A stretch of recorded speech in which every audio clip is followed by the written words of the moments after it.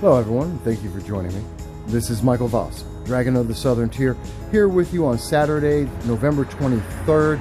It's the morning, and I wanted to take a moment, a little bit cold as you can notice from the smoke, but I wanted to take a moment, just a quick thought. I haven't done that in a little while. I wanted to share it with you. I noticed that there's been a recent Rasmussen report that came out, and it's so interesting how this matches exactly what we're seeing, what's been happening here in the Southern Tier over the last week.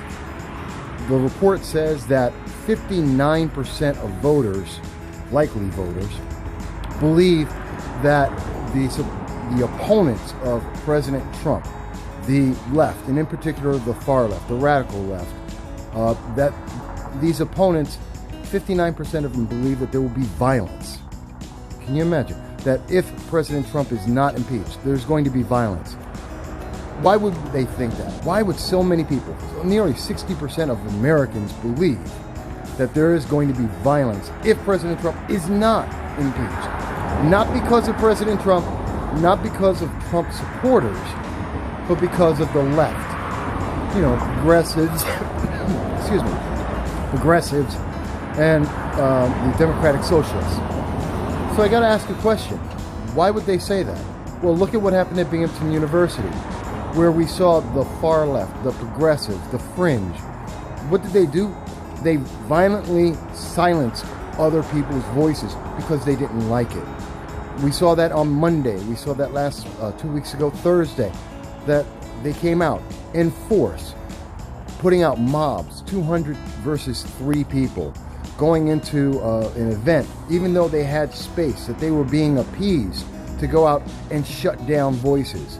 We're seeing that in California. And notice this keeps happening in Democratic strongholds. In California, in Berkeley. We're seeing that in Portland, in Washington, in the Southern Tier of New York.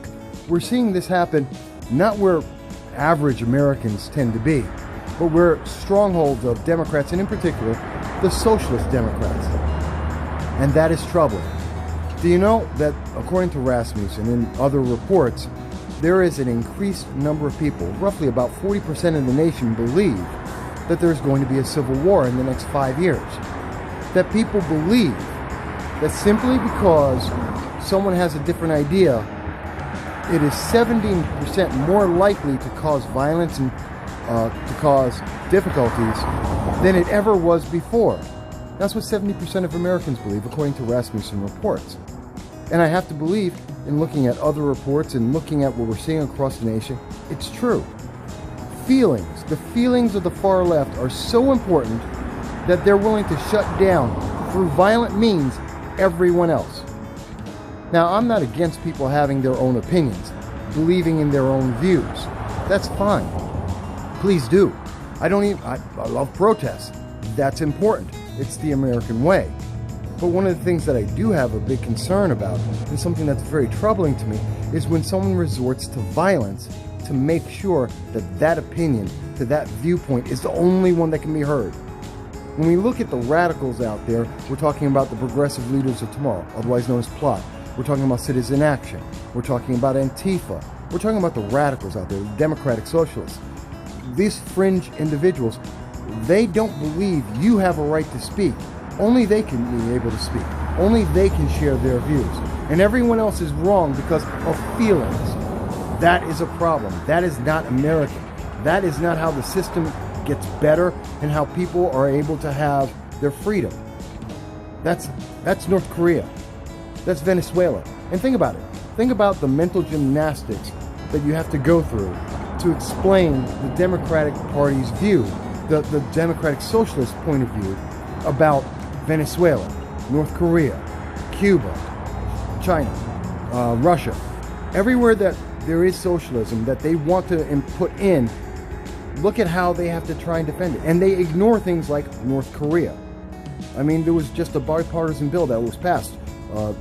Senator Chuck Schumer was just talking about how all of the Senate, all of Congress has joined together to support the protesters in Hong Kong who are fighting for democracy, not socialism, not to keep the socialism, but to become free, to be similar to, not even the same as, but similar to Americans. and they love what the American life is, the freedom that we have here. And yet we have students, the future, God help us, the future leaders of America leaders of America that are out there, and they're trying to become socialists. They're trying to become exactly what Hong Kong is fighting against. They're trying to fight to take away your freedoms, their own freedoms. I don't know. Maybe it's me. Doesn't make a whole lot of sense, but this is a quick thought. I just wanted to share that with you. What do you think about Rasmussen Report's view? What they have found? What do you feel about the lack of civility and the Democratic, the far progressive left? And also, tomorrow, please do check out, we're going to have another show of the Conservatives Standing Tall with many of the students from Binghamton University and SUNY Broome in the Southern Tier. We're also going to be interviewing Eric Goss of Minnow and talking about Disney Plus and what it's doing to our children. Well, I hope you all enjoy this. I look to talk to you again very soon. Everyone have a great morning. Thank you.